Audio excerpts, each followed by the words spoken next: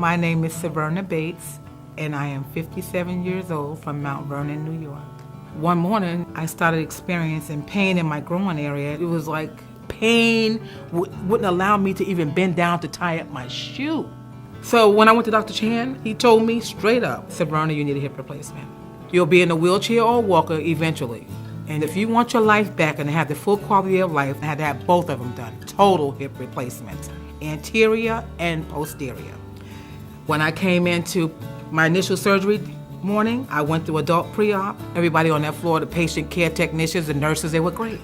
When I woke up, Dr. Chan came in, took care of me, wiggled my toes, talked to me. It was wonderful.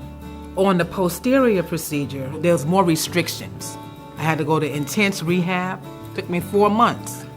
When I had the interior done, that was a big difference because the interior, there's no restrictions. 2.5 months, I was done. Back to work, full speed ahead. I could squat, I could tie up my shoes again. I am pain-free. With the help of everybody at St. Joseph's Hospital, I am a new person. I got my life back, and that's the most important thing, life.